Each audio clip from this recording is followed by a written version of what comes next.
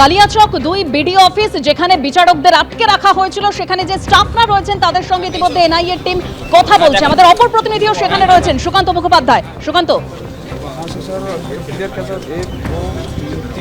দেখো ঠিক 4:06 নাগাদ মোথাবাড়ি থানার সামনে 24 জনের টিম আসে এবং সেখান থেকে তারা প্রথমে ঠিক মোথাবাড়ি মোড়ে সেখানে যান।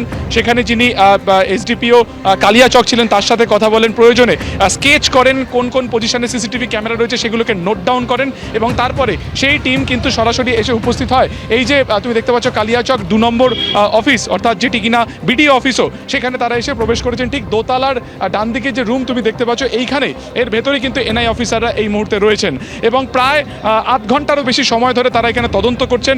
মূলত ঘটনার যেখান থেকে সূত্রপাত, সেখানে তারা এসেছেন কোন কোন ঘরে বিচারকরা ছিলেন, কতক্ষণ আটকে ছিলেন, সেই সময় সেন্ট্রাল ফোর্স ছিল কিনা, জেলা পুলিশের কোন কোন আধিকারিক উপস্থিত ছিলেন, বিকেল 5টা নাগাদ তারা যখন বেরোতে গেছিলেন তখন ঠিক এই যে যেখানে এখন এই মুহূর্তে সংবাদ মাধ্যম দাঁড়িয়ে রয়েছে, অর্থাৎ এই যে কলাপসেবল গেট, এখানেই একাধিক এই যে এই ধরনের কাঠের যে জিনিসপত্র পড়ে রয়েছে সেগুলো দিয়ে আটকে দেওয়া হয়, কাউকে বেরোতে দেওয়া হয়নি।